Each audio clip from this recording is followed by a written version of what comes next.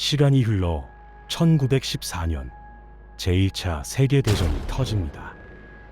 당시 28살의 패기 넘치는 청년 군목 틸리히는 당당하게 전장으로 향합니다. 이 섬은 승리하고 신은 우리와 함께 하신다. 그는 그저 19세기의 낭만적인 낙관주의에 취해 있었죠. 하지만 고상한 철학과 교리만 파고들었던 예민한 엘리트 청년은 곧바로 시체가 썩어가는 베르댕 전투의 진흙탕 속에 내동댕이 쳐집니다. 사방에서 포탄이 터지고 어제까지 함께 웃던 청년들의 팔다리가 날아갔습니다. 틸리히는 진흙탕 속에서 피를 토하며 죽어가는 병사들의 손을 붙잡고 아무 소용없는 기도를 해야 했습니다. 참호 속에서 내장이 터져 죽어가는 전우들을 묻으며 소년 시절부터 믿어왔던 틸리히 내면에 능력 있는 하나님은 처참하게 죽어버렸습니다. 그가 참호 속에서 썼던 편지의 한 구절을 볼까요? 하늘의 별들은 무심하게 빛나는데 내 발밑에는 썩어가는 시체들의 악취가 진동한다. 인간은 선하지 않다. 우리가 믿었던 문명과 이성은 이 진흙탕 속에서 완전히 죽어버렸다. 그렇습니다. 베르댕의 진흙탕은 단순히 전우들의 무덤이 아니었습니다. 그것은 서구 사회가 맹신했던 인간의 이성과 진보라는 오만한 바벨탑이 무너져 내린 역사적 심연이었습니다. 이 지옥 한가운데서 틸리히는 인간의 선한 의지나 맹목적인 애국심조차 언제든 끔찍한 파괴력으로 돌변할 수 있다는 악마적인 것의 실체를 뼈저리게 목격합니다. 그의 위대한 실존주의 신학은 바로 이 피비린내 나는 참호 속에서 인간의 철저한 한계를 절감하며 태어난 피의 산물이었습니다. 매일 밤 다가오는 죽음의 공포로 2번이나 신경쇠약에 걸려 쓰러졌던 틸리히. 하지만 그가 지옥 같은 전장을 기어코 버텨낸 이유는 단 하나, 고향에 있는 사랑하는 아내 그레티였습니다. 마침내 기적처럼 주어진 귀향. 피 묻은 군복을 입고 고향 집의 문을 열어젖힌 청년은 순간 자신의 두 눈을 의심합니다. 진짜 비극은 전장이 아니라 가장 안전해야 할 등기에서 날아왔던 겁니다. 여러분, 상상해 보십시오. 사방에서 살점이 뜯겨나가는 참호 속에서 오직 아내의 얼굴 하나만 붙들고 버텨낸 짐승 같은 시간이었습니다. 그런데 피투성이가 되어 돌아온 고향에서 마주한 것은 가장 사랑했던 아내가 가장 믿었던 친구의 아이를 잉태한 아내의 구역질 나는 배신이었습니다. 자신을 숨쉬게 했던 유일한 생명줄이 가장 잔인한 독사가 되어 그의 숨통을 물어뜯은 겁니다. 그 순간 틸리히의 영혼에서 무언가가 우드득하고 산산조각 났습니다. 내가 눈물로 부르짖었던 도덕, 율법, 거룩한 사랑, 다 헛소리다. 당장 내일 포탄에 몸뚱이가 찢겨 죽을 판에 이딴 위선이 다 무슨 소용이란 말인가. 그가 평생을 바쳐 지켜왔던 내면의 신전이 처참하게 무너져 내린 이 순간, 세상에서 가장 거룩했던 청년 군목은 모든 것을 비웃는 가장 파괴적이고 위태로운 보헤미안으로 허무의 벼랑 끝에 내던져집니다. 전쟁이 끝난 후 살아남은 틸리히는 완전히 다른 사람이 되어 베를린으로 돌아옵니다. 그에게는 요한나와 엘리자베스라는 두 여동생이 있었는데, 특히 첫째 요한나는 차가운 아버지 밑에서 서로 의지하며 자란 소울메이트 같은 존재였습니다. 그런데 1920년 그가 유일하게 의지했던 여동생 요한나가 아이를 낳다가 갑작스럽게 세상을 떠납니다. 어머니의 죽음, 참호 속의 전우들의 죽음, 첫 아내의 끔찍한 배신에 이어 영혼의 단짝이었던 누이마저 잃게 된 것입니다. 주변의 모든 사랑하는 존재들이 죽거나 배신하는 이 잔인한 운명 앞에서 틸리히는 너무 큰 충격에 빠져 오랫동안 말문을 닫아버립니다. 그리고 이 지독한 허물을 잊기 위해 베를린의 퇴폐적인 밤거리로 뛰쳐나가 에로스와 술에 탐닉하며 미친 듯이 자기 파괴적인 삶에 집착하게 되죠. 당시 2차 대전에서 패배한 독일은 그야말로 시궁창이었습니다. 어마어마한 전쟁 배상금 때문에 지폐를 수레로 끌고 가야 빵 한 조각을 살 수 있었던 초인플레이션의 시대였고, 거리에는 상위 군인들이 넘쳐났습니다.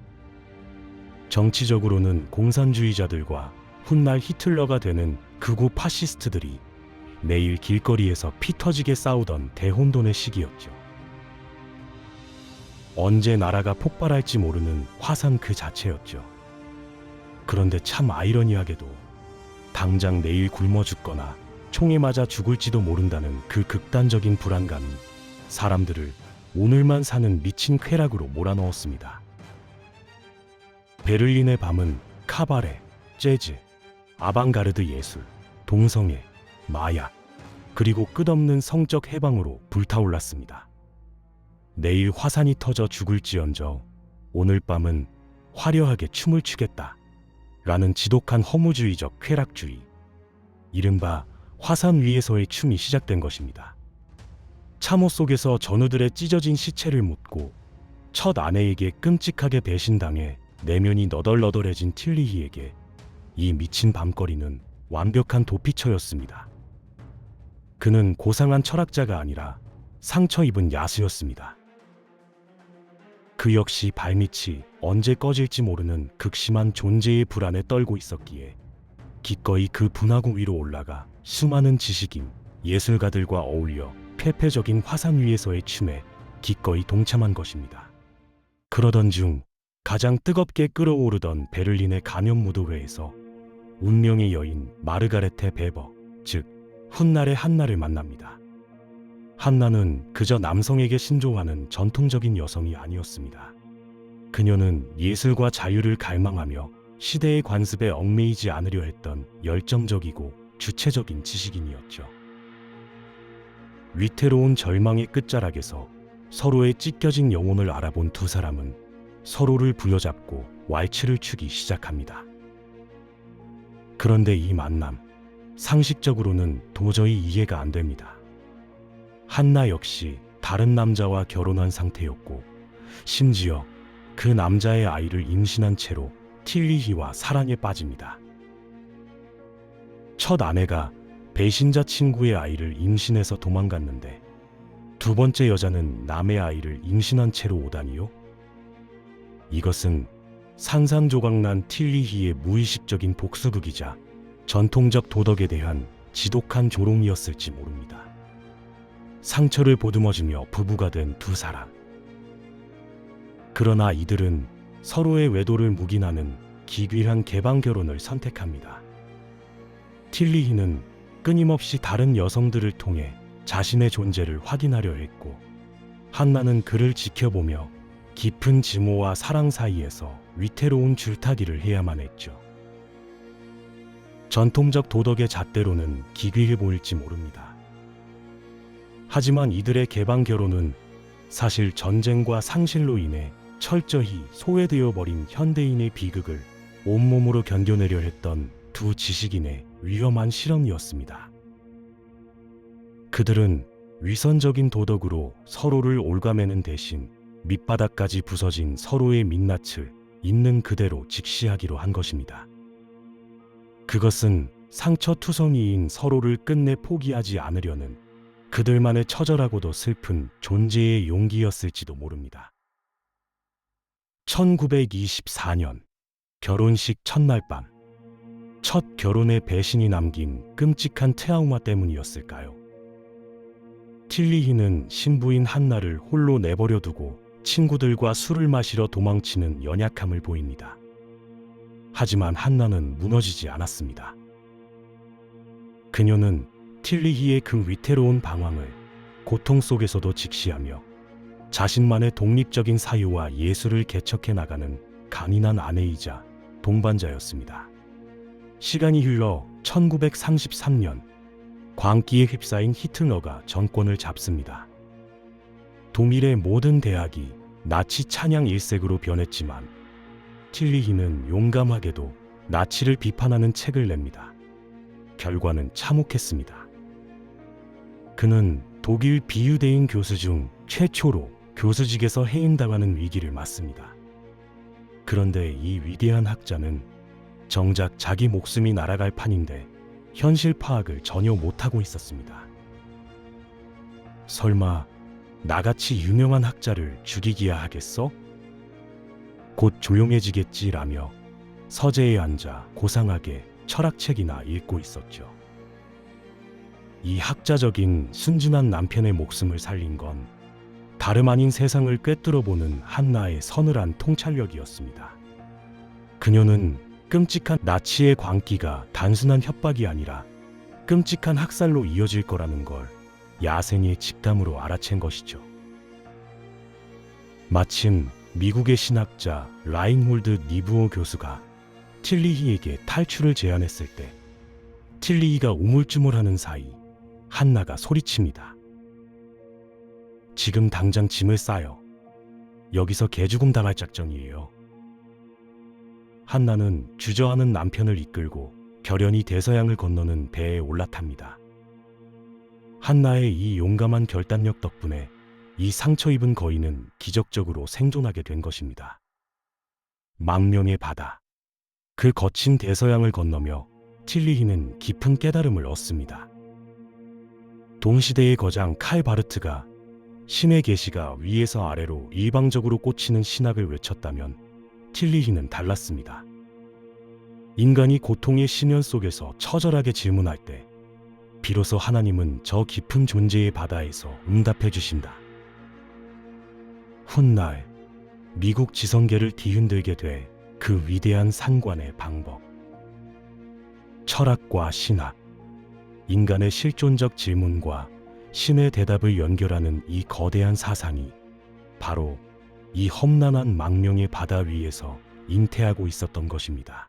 참혹했던 1차 세계대전의 포석, 믿었던 끔찍한 첫 아내의 처절한 배신, 그리고 모든 가치가 무너져 내리던 바이마르 공화국 시절의 방황까지 화산 위에서 춤을 추듯 위태로웠던 틸리히의 삶은 나치 정권이 들어서며 가장 큰 위기를 맞이합니다. 히틀러의 광기에 정면으로 맞서다 교수직을 파면당하고 목숨을 잃을 뻔한 절체절명의 순간, 아내 한나의 기지로 간신히 망명선에 올라탄 그는 조국과 명예를 모두 잃고 쫓겨나는 신세가 됩니다. 하지만 모든 것을 잃고 떠도는 저 넓고 고독한 대서양 한가운데서 틸리히는 마침내 위대한 반전을 맞이합니다. 인간의 끔찍한 실존적 고통과 질문들 속에 신의 대답을 연결해야 한다는 거대한 상관관계, 나는 틸리히 신학의 빛이 탄생한 것입니다. 안전한 상아탑이 아닌 피와 눈물과 잿더미 속에서 피어난 그의 진짜 처방전, 가장 깊은 바닥에서 건져 올린 위대한 사상의 여정을 함께 따라가 봅니다. 영상이 흥미로우셨다면 구독과 좋아요를 부탁드립니다.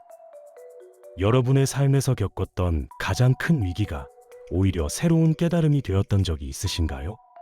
댓글로 나누어 주세요. 다음 예고, 영어 한마디 못하던 47세 망명객은 미국에서 어떻게 살아남았을까? 다가오는 영상이 토요일 오전 10시 흥미진진한 3부 영상이 업로드됩니다.